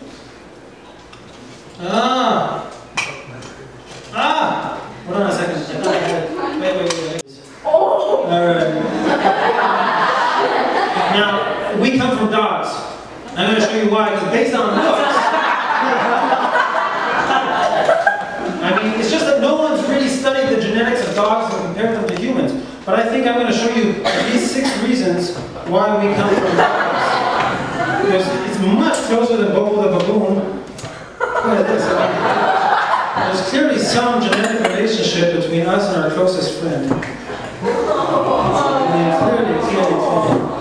I think there's a whole new area of research, millions of dollars to be invested. And finally, of course, this clears it for sure. There's no question about it. So, obviously it's not monkeys who come from dogs. However, let's answer the monkey question. Let's use their argument. Because I'm not the one that suggested it, I'm creationist. So, they want monkeys, so to know how to get a monkey or a chimpanzee to become a human, we're going to have to look at their differences, right? Evolutionists look at similarities, creationists look at differences. So we say, okay, let's look at the differences. What are the differences? Well, a monkey has, or a chimpanzee, doesn't have any feet. They have 4 hands. It's much better in trees. Okay? They have a different knee joint. If you notice, the chimpanzees have a different hip joint and they walk like this. Right? Because they can't walk straight, their hips are made differently. They, aside from certain hip-hop artists who also walk like this. Maybe they're related to chimps, but as a creationist they are. And there's the backbone, it's quite different. The inner ear is different for balance. The They're knuckle walkers, so they have wrists that are made for walking on all fours.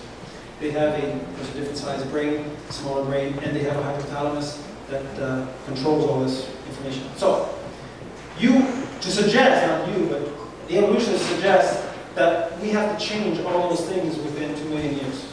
Yes, maybe 1 million years. We have to change the feet to hands, the hands to feet, the knee, the hips, and we have to add the backbone, walk upright, inner ear for balance. We have to change all that within 1 million years. You can't believe how many mutations it would take, how much more information you have to put in the genetic code to do that. It's not up to me to put that genetic code on. That's what the evolutionists want to do. It's up to them to prove that that's possible. For now, it's total silence when I ask them to show that. Because the problem is we can't add information to the genetic code and have it be better. We haven't been shown that to be able to be true yet. So, for instance, if you have an insect without wings, how do you put the wings on? Stick them on, okay? So then you've got an insect that's walking around with these wings that are stuck on. But he's not going to be able to fly. He doesn't have the muscles for flying. He needs a flight pattern. He needs a reason to use them to be some kind of reproductive success. So he has to have all these pieces come together at the same time. How? That doesn't make any sense. It's not illogical from a geneticist point of view. It's a non-issue. It doesn't make any sense. Why suggest it? I'm not saying you are. You understand? That's how I asked my evolutionary colleagues. I said, well, show me. How? I'm just a doubter. You got to prove to me evolution is true before I'll try to refute it. I'll take, because he had the same. So. Yeah. See, remember how you said when your students came to you for the debate, and he was like, oh my gosh, everything, how do you not rebuke or disprove, but like, let's see, to wrap it up, you said to attack evolution, right? Like, debating on, I understand what I'm saying. Yeah. How do you do it in a loving way so as to them not looking always for like another answer? Like they're flipping through their facts and stuff, and you want to tell them in love and be like, listen, maybe evolution isn't it, and then you want to bring the gospel to them, but they're so offended, and then they're like, oh my gosh, this is good. It's an excellent question. In reality, to bring the gospel to someone is the action of the Holy Spirit. So when I've done a debate, I have a prayer team. We fast. I fast. And the team fast. We don't go into something like that. Remember I started off? It's religion against religion, belief against belief. So it's a spiritual war. It's a long war against God. So I'm not going to or very few people I'm going to convince with words. It's a spiritual thing. So you're right. First of all, we need to have the right attitude. We're not there to show that we're right.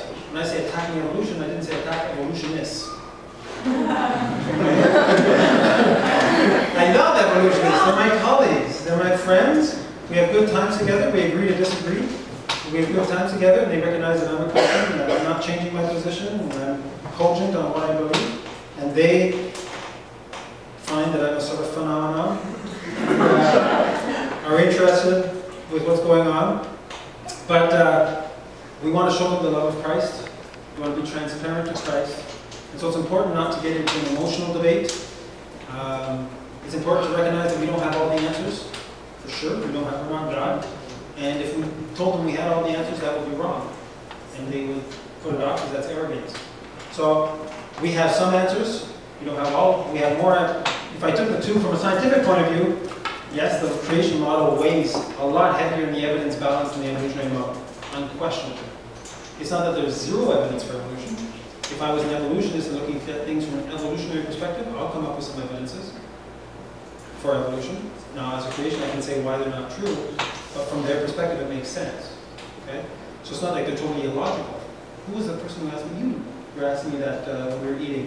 Why do all these intelligent people believe in evolution, considering the basic laws of science are against it? Well, one of the reasons is they have never asked the questions. Because most people, when they study in science, they study in their little field of science. Little field of chemistry. They never do anything about evolution. Evolution is just, you have to be an evolutionist to get a job. It's like when you're in Nazi Germany, you have to be a Nazi to be not put in prison. Okay? Well, it's about the same thing with evolutionary systems in our schools. If you're a creationist, you're likely to lose your job. So everybody's an evolutionist and they don't even ask the question. Okay, that's part of the reason. The other reason is some people don't like the idea of God. They want to make their own rules. And that's an important thing to remember. What's the difference? If we come from a monkey, if we come from an ape, that means we're an animal, right? In fact, Hubert Reeves, you've heard of Hubert Reeves? He's a big Quebec philosopher. He's often on CBC radio in French anyway. And Hubert Reeves, he said in Journal de Montréal last year that if you had a choice between shooting a tiger that's attacking a human or not, do you do it or not? Why would the life of the tiger be worth more than the life of the human? That is perfectly logical for Hubert Reeves. He's an evolutionist, and we are just an animal. At the same level of all animals. And for an evolutionist, everybody is just a chemical happenstance. Everything you see and perceive is just a reaction, a chemical reaction in your brain. They claim even God is just a chemical reaction in our brain. Right? So, for them, everything is explained from a happenstance. So, we're not any better than an animal, we're actually better than a rock. Okay? The problem with that position is always going to be the question of they all have written in their hearts what's right or wrong. God wrote it there, he said he wrote it as law in their hearts. So everybody knows, without anybody teaching them, that it's not good to throw the baby in front of the truck. Everybody knows that you don't have to be taught something like that, right? So they say, oh, that's terrible. No, the murderer he killed all this. Oh, what's happened recently? Someone cut up some person. Okay, everybody else say, even the hardest evolutionists say, that's terrible. Why? Evolution is based on the survival of the fittest. Who cares? If we see a lion eating an antelope, we're not going to put the lion in prison.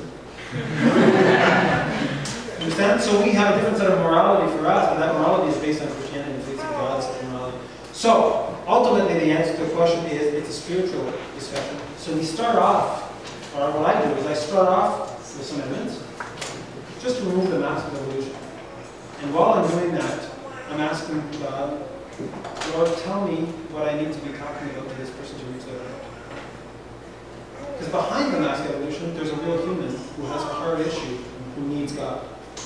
And if God knows that heart, so if you listen to him, he'll have you ask the right question, turn that key, and this evolution will just disappear off the screen.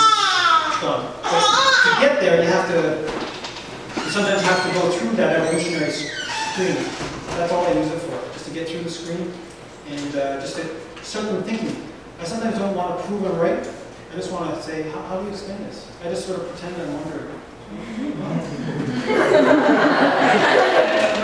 Dinosaurs. The birds came from dinosaurs. Oh. Which type of dinosaurs did birds come from? Oh, the Saurischians. Oh, they came from the long neck, 150-ton dinosaurs. Birds came from the long neck. They didn't come from Tyrannosaurus Rex, the little ones. No, they came from the long neck ones. They had bird hips. Oh. So how did the 150-ton dinosaur learn to fly? How did that happen? I just don't understand. We'll figure it out. It's not my theory. Okay, more questions and we'll call it things. Yes. Sorry, I couldn't hear. What was that?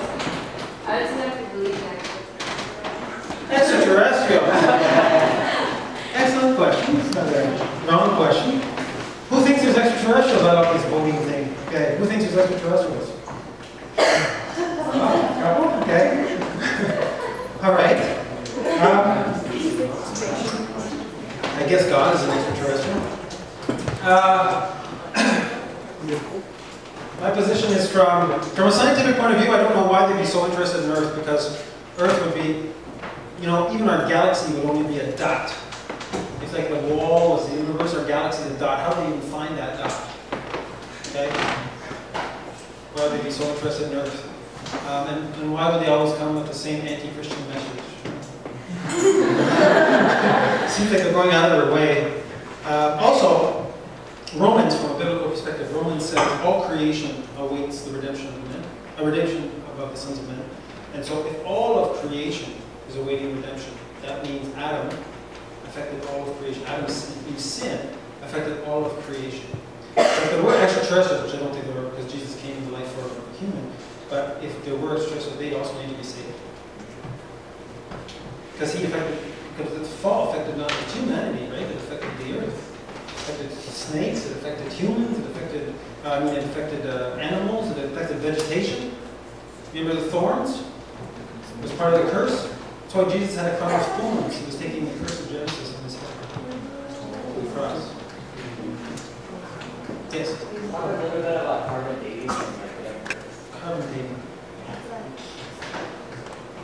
Okay, I won't talk long because that's a whole talk in itself, the age of the Earth. But I do believe there's evidence for the Earth being young. I have a whole conference on it.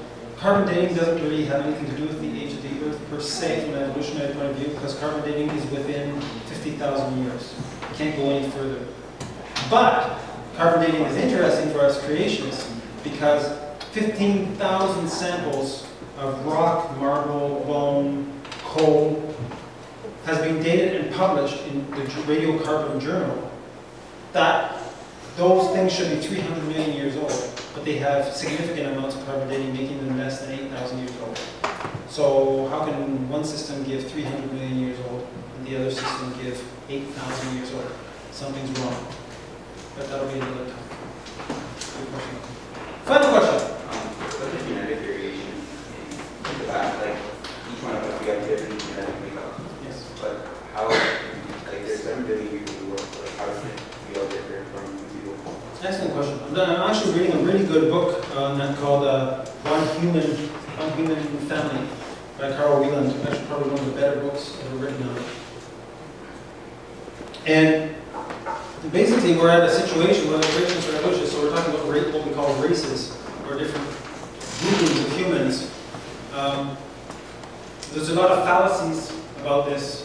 A lot of people think that genetically there's a big difference between the different groupings of humans. There isn't. In fact, sometimes there's more similarity genetically between different groups of humans than between their own group.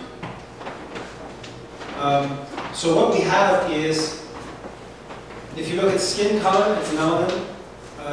They're all genes that are related anyway, and so they all have to do with the environment. So here's the funny thing. If you take a mouse and you cut its tail off, take a mouse, cut its tail off, will the babies of a male and female mouse, will their babies have no tails? They always have tails. So obviously cutting the tail off, that was an environmental factor, but it wasn't hereditary.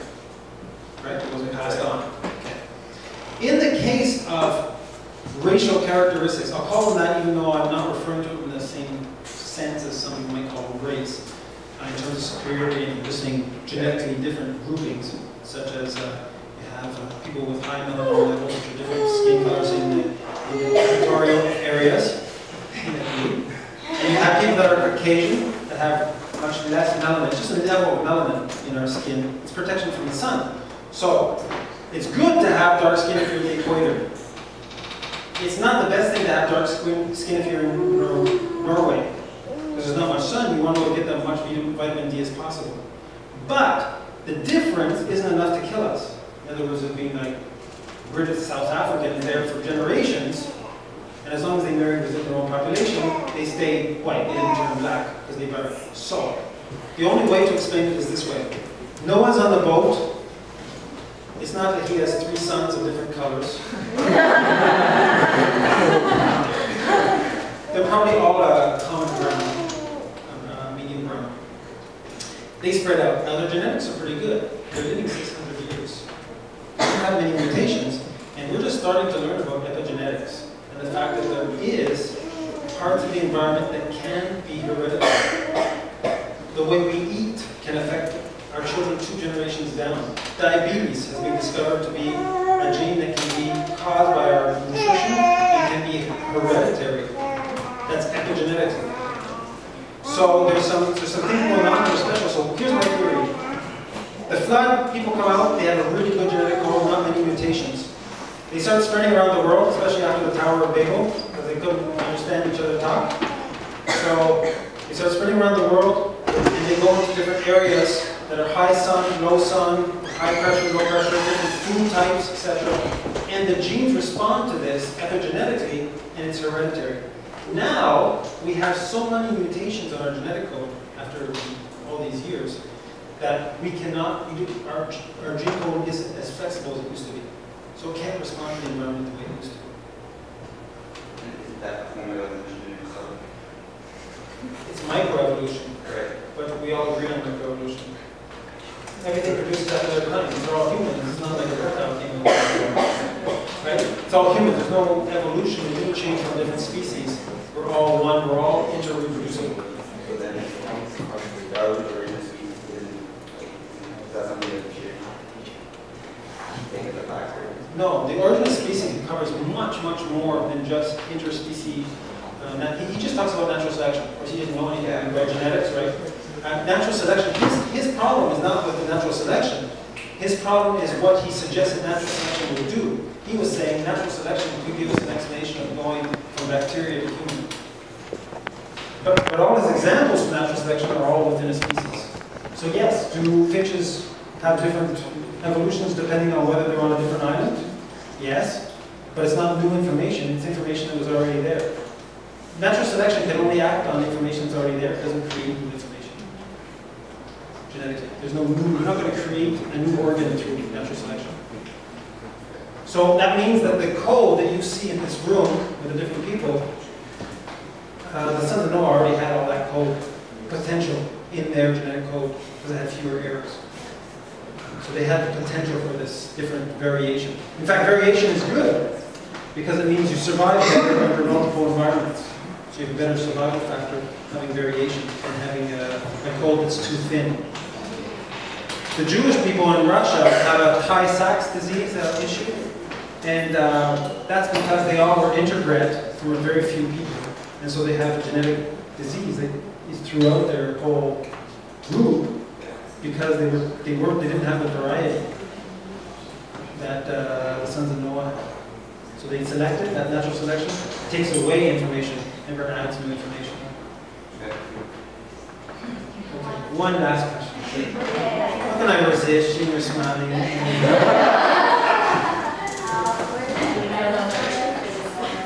Where the dinosaurs in Noah's Ark? You gotta read this book. You gotta read this book. Yes.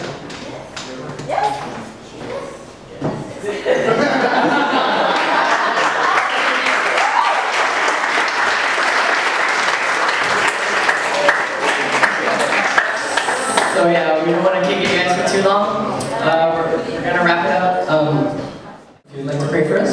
No. Beyond. Okay, thanks. I just remembered. Holy prayer.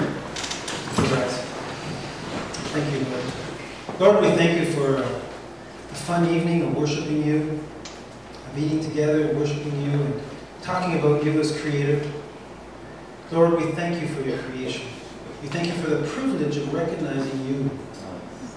Recognizing that you created us, and if you created us, it means there's a reason for us being here. Thank you, Lord, for revealing your plan to each one of us, and having us walk in the calling you've called us to.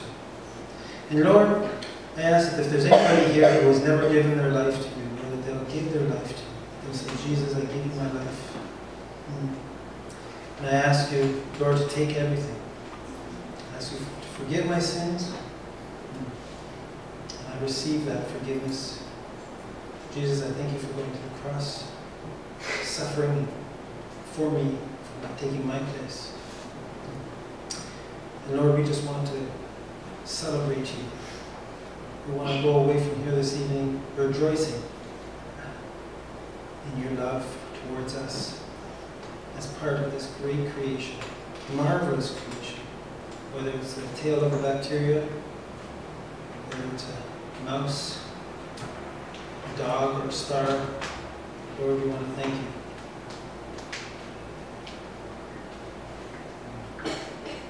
We give you all the glory.